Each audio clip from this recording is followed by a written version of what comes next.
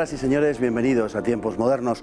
La carrera por obtener mejores y más veloces aparatos ha acompañado el desarrollo mismo de la aviación a lo largo de toda su historia. Durante la Segunda Guerra Mundial las necesidades bélicas agudizaron la inventiva y fue entonces cuando surcaron los aires los primeros aviones a reacción de la historia. Su aparición bajo las enseñas alemanas resultó toda una sorpresa. Aunque los experimentos con el motor cohete de combustión líquido se remontan hasta 1903 y se efectuaron en Rusia, fue Alemania quien más lejos llevó la investigación sobre aparatos propulsados por este combustible entre las dos guerras mundiales. Sin embargo, los alemanes tampoco se decidieron a impulsarlos por considerar que el esfuerzo que exigían era excesivo y no daría resultados antes de que pudieran entrar en guerra. Pero según se fue desarrollando la Segunda Guerra Mundial, la superioridad aliada en el aire terminó desesperando a los alemanes y Hitler dio orden de que se retomara el programa de aviones a reacción como único medio de equilibrar el absoluto dominio del que los angloamericanos disfrutaban desde 1942. De modo que para 1944 Alemania produjo unos 1000 aparatos a reacción, pero estos no tuvieron el efecto deseado en la defensa por cuanto a su gasto en combustible, un bien muy escaso para el Reich, que obligaba a que el resto de aviones a pistón tuviesen una actividad mucho menor. Por otro lado, el empeño de Hitler en utilizarlos como bombarderos retrasó su correcto aprovechamiento. Solo los Messerschmitt 262 y los Arado 234 estaban en condiciones de operar a fines de ese año. Aunque su escaso número limitaba sus efectos, lo cierto es que los aviones aliados apenas conseguían derribarlos. Además, en septiembre de 1944, Hitler había autorizado que el Me-262 pudiera emplearse en funciones de caza y estaba comenzando a dar excelentes resultados.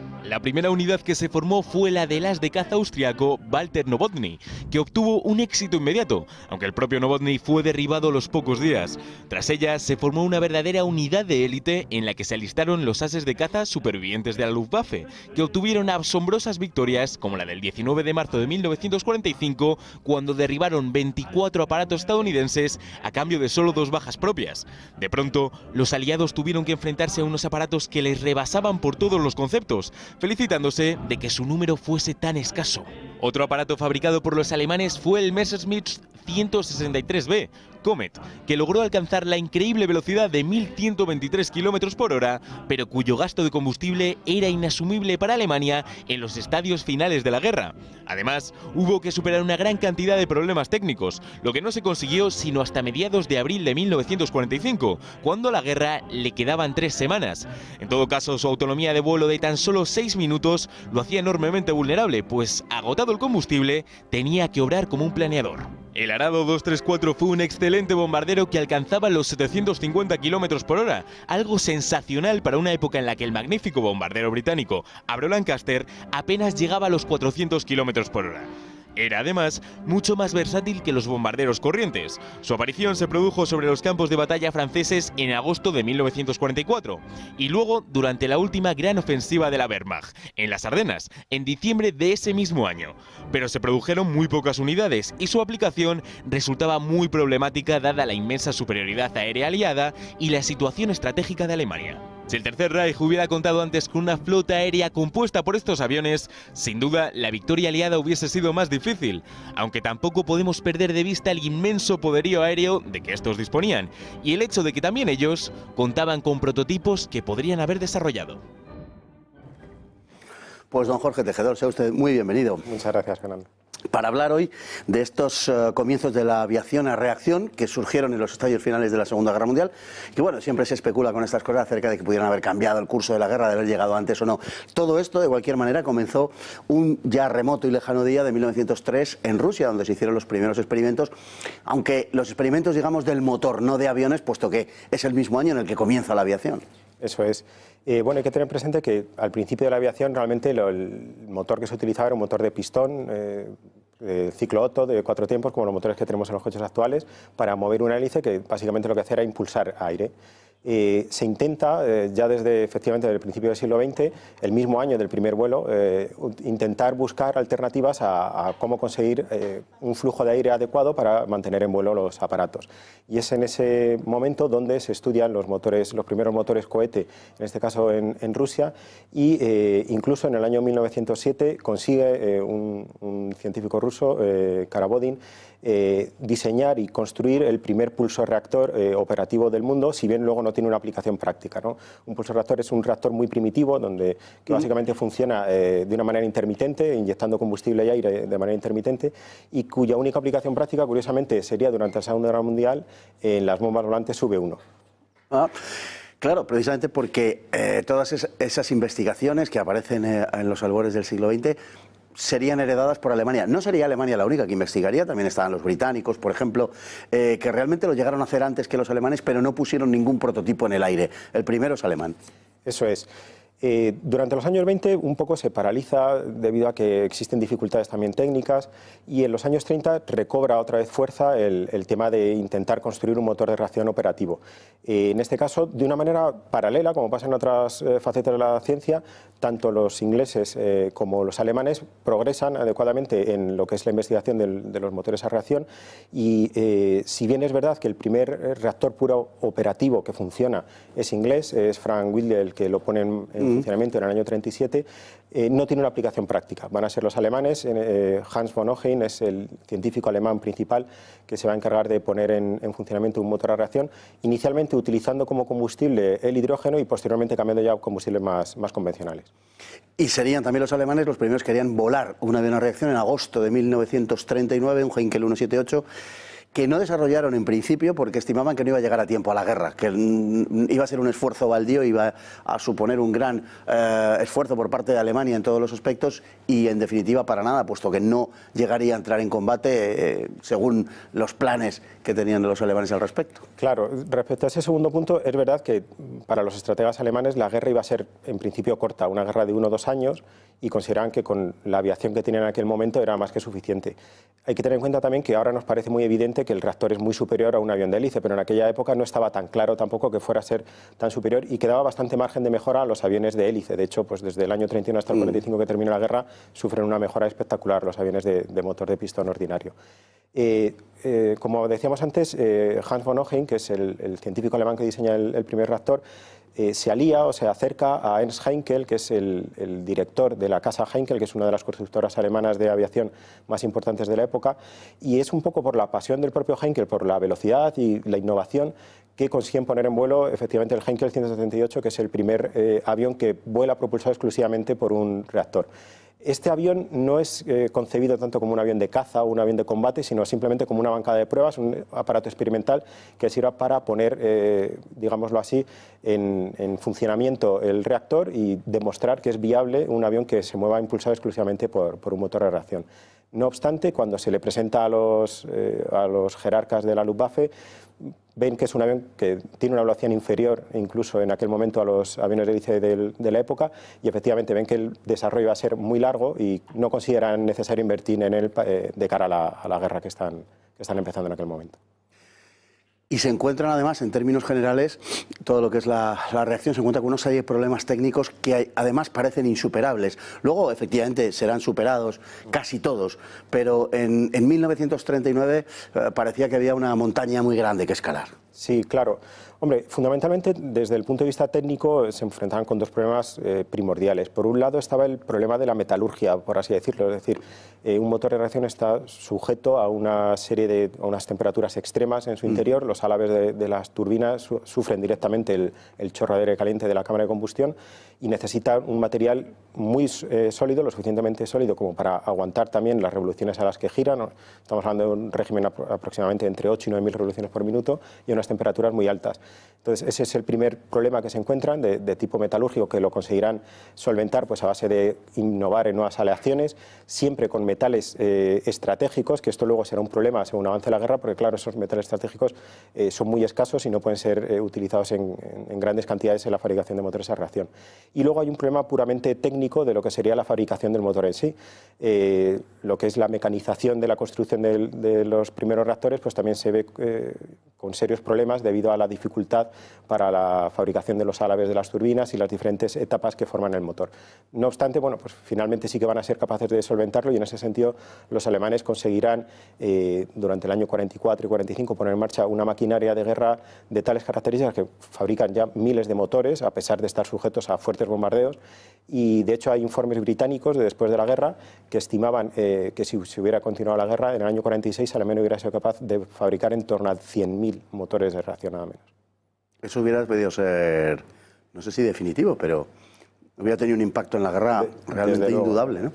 Bueno, Adolf Galland, que fue jefe de caza y uno de los grandes ases de la aviación alemana durante la guerra, probó uno de estos prototipos en mayo de 1943 y dijo una célebre frase, dijo, es como si empujaran Los Ángeles, ¿no?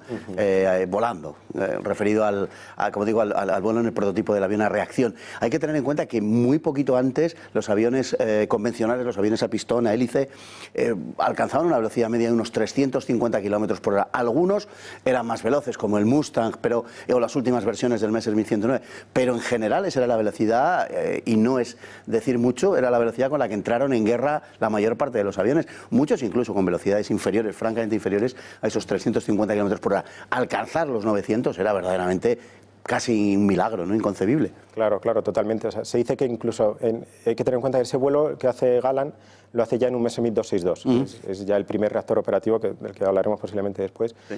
Y dice esto no es un paso adelante, sino que es un salto adelante realmente. Y efectivamente es así. Él se convierte en un entusiasta de la aviación a reacción, de los cazas a reacción, y de hecho, bueno, en aquel momento él era el inspector de la caza diurna alemana, de toda la caza diurna, y lo que pide es concentrar el esfuerzo fabril alemán exclusivamente en los reactores, en el Messerschmitt 262 y en el avión de caza de hélice más avanzado en aquel momento de los alemanes, que era el Focke-Wulf 190. Por otra parte, claro, cuando habla de que es como que si un ángel lo empujara, hay que tener en cuenta que los motores de pistón eran infinitamente más ruidosos, provocaban muchas más vibraciones, y los motores a reacción, en ese sentido, eran bastante más tranquilos de funcionamiento, si bien eran temperamentales, ¿no? Y estos primeros reactores estaban también con ciertas dificultades. Por ejemplo, tenían problemas a la hora de la aceleración, eran una aceleración bastante más lenta que los motores de pistón ordinarios, y luego se solían tender al sobrecalentamiento. No obstante, qué duda cabe que efectivamente fue un paso adelante muy significativo. Además, se daba la circunstancia de que para Alemania uno de los gravísimos problemas, uno de los más graves que tuvo a lo largo de la guerra, era la escasez de combustible. Pero el combustible que utilizaban los aviones a reacción era diésel, era diferente, no era la gasolina habitual, no era gasolina con el octanaje habitual. Y en ese sentido también, digamos que ayudaba a los alemanes a tener un menor gasto precisamente de combustible. Eso es curioso, ¿no? Porque una primera impresión parece hacernos pensar que el combustible del reactor tiene que ser más elaborado o más difícil de conseguir que el de un avión de motor de pistón convencional, y era justamente al revés. También en el diseño de los primeros reactores lo tuvieron muy en cuenta los diseñadores, ya que la guerra estaba francamente viéndose del lado contrario a Alemania, y tenían que intentar por todos los medios facilitar la utilización en combate. Sin embargo, pues siempre la escasez de combustible fue el talón de Aquiles de Alemania, y además el problema, que ese sí que fue insoluble, de los primeros reactores era que eran motores muy sedientos, gastaban unas enormes cantidades de combustible que obligaba por un lado a una logística muy importante y por otro lado siempre limitaba la renovación de los primeros reactores. Hay que tener también en cuenta que Alemania intenta experimentar en otros campos. De hecho, el único avión de motor cohete operacional del mundo que hemos visto en la introducción es el Messerschmitt 163 Comet, que utiliza otro tipo de combustible, ¿no? Utiliza combustible de tipo hipergólico, que entran en ignición simplemente por el contacto uno con otro, que el problema que tienen estos combustibles, si bien aliviaban un poco el consumo de los combustibles ordinarios, eran de muy difícil manejo. Eran combustibles, uno de ellos de hecho era un ácido muy potente, que los pilotos tenían que vestir unos monos especiales para evitar cualquier tipo de herida en caso de que entrara en contacto con él. Incendio, ¿no? Bueno, un aspecto esencial, evidentemente, de estos cazas era la velocidad, y es muy llamativo, por supuesto, en los cazas, fundamentalmente en el Messerschmitt 262 o en el Comet, en el 163, pero es muy llamativo particularmente en el Arado 234, que era un bombardero y que llama tanto más la atención cuanto que alcanzaba los 750 kilómetros por hora, que era duplicar sobradamente la velocidad con la que un avión tan magnífico, por otro lado, como el Avro Lancaster británico, lograba conseguir, ¿no? Sí, claro. Evidentemente, una de las cuestiones fundamentales de la avión de reacción fue la velocidad. Esto se conseguía, por un lado, gracias al empuje que desarrolla los motores. Alemania desarrolla el motor fundamental que tienen durante toda la guerra, va a ser el Junkers Jumbo 004, que equipará tanto al Arado 234 como al Messerschmitt 262. Y la ventaja fundamental de este motor frente a las investigaciones que había incluso en otros países era que se trata del primer motor de tipo axial que se construye en el mundo y que funciona. Esto permite que sea un motor mucho más fino, entonces tiene una sección menor y va a permitir una mayor limpieza aerodinámica y por lo tanto una mayor velocidad de los aparatos. El Arado 234 era virtualmente imposible de cazar por parte de los aviones aliados y de hecho fue utilizado tanto como bombardero como avión de reconocimiento.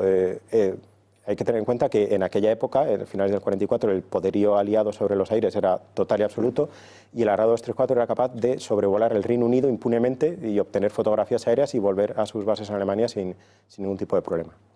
No debemos olvidar que en esta primera mitad del siglo XX, Alemania es sin duda el país de los químicos y de los físicos. La mayor parte de los premios Nobel de aquella época son alemanes, lo cual explica la velocidad, ¿no?, en la inventiva alemana aplicada a los aviones a reacción. Pero ¿cuál era la situación que había en Estados Unidos y en Gran Bretaña? Bueno, como hemos visto antes, durante los años 30 en Gran Bretaña se hace un énfasis en la investigación y de hecho el primer reactor que funciona es este que decíamos del 37 de Whitley. Esas investigaciones no se van a concretar en el primer vuelo de un avión británico que va a ser el Gloster 2839 hasta ya los años 40. Y de hecho, operativamente, el primer reactor británico va a ser el Gloster Meteor en el año 44. A partir de julio del 44 aproximadamente entra en servicio el Gloster Meteor. No obstante, era un avión, una generación, podemos decir, un paso por detrás del contemporáneo alemán, del Messerschmitt 262. Era un avión que no contaba con las mejoras técnicas del alemán, era un avión más lento, de más difícil manejo, menos maniobrable y además tenían miedo los británicos de perder esta novedad en combate contra los alemanes y de hecho prácticamente restringieron su uso a la defensa de la isla de Gran Bretaña y es curioso, se dedicaban fundamentalmente a cazar las bombas volantes V1 que bombardeaban o que atacaban el suelo inglés y en ese sentido la táctica que utilizaban, que también es bastante curiosa, no era tanto disparar contra la bomba porque provocó una explosión que podía dañar el mismo avión, sino ponerse paralelo a ella y tocarle el ala de la bomba para desestabilizarla y de esa manera proceder a su derribo. Estados Unidos estaba francamente más atrasada en ese sentido y se valió de los tratados que tenían de reciprocidad Gran Bretaña y Estados Unidos en cuanto a transferencia tecnológica y consiguen de esta manera los primeros reactores operativos ingleses son facilitados a los americanos y construyen ellos allí sí, a su primer avión de caza que va a ser el Bell P-59 Aira Comet, pero también es totalmente, en comparación con el avión alemán, por ejemplo, es claramente inferior. En 1944 aparecerá el avión a reacción por excelencia, el Messerschmitt 262, que era una auténtica maravilla en su época, pero solo entraron en combate unos 300, de los que de cualquier manera los aliados destruyeron en el aire muy poquitos de ellos y en cambio abatieron una gran cantidad de aviones aliados en una desproporción muy notable, favorable al Messerschmitt 262. Sí, claro. Sí, qué duda cabe. El Messerschmitt 262 ya no solo porque era el primer avión a reacción y por lo tanto tenía una velocidad notable, muy superior a la de los aviones aliados, sino por la propia técnica constructiva, es el primer avión que tiene alas en flecha positiva y además era un avión que estaba concebido de una manera muy inteligente en cuanto a la forma de fabricación. Se podía ser fabricado en masa por obreros no especialmente dotados, no muy especializados y además era un avión de diseño modular que permitía intercambiar partes que hubieran sido dañadas en combate de una manera muy rápida. En cuanto a las características de vuelo, efectivamente estamos hablando de un avión que era muy superior a los aviones de caza aliados y las principales pegas que tenía y son las que provocan su derribo es, como decíamos anteriormente, esa lentitud de los motores a la hora de coger velocidad de los reactores, lo que lo hacía muy vulnerable. Para despegar. En la etapa inicial, eso es, en el despegue necesitaba siempre una escolta de caza alrededor para evitar ser derribado y además otra cosa que es curioso, como hemos dicho, eran aviones muy finos aerodinámicamente, entonces les costaba decelerar, por lo cual lo que es la aproximación para tomar tierra tenía que ser muy tendida, muy larga y también eran muy vulnerables en esa fase, ¿no? Por ejemplo, por poner un ejemplo conocido, Chuck Yeager, que fue el primer piloto que supera la barrera del sonido, era un piloto americano en combate durante la Segunda Guerra Mundial con P-51 Mustang, tiene en su haber el derribo de un Messerschmitt 262, pero lo derriba en la fase de aterrizaje, no es capaz de derribarlo en combate aéreo. Pues don Jorge Tejedor, muchísimas gracias. Es un tema que me parece particularmente atractivo y apasionante. Seguimos viviendo de aquellos inventos que, aunque fueran creados en plena guerra, en una guerra tan terrible como la Segunda Guerra Mundial, pero en definitiva es la aviación que tenemos hoy. Sin duda, así es. Muchísimas gracias y a todos ustedes igualmente por estar ahí cada día y hasta el próximo programa, si Dios quiere.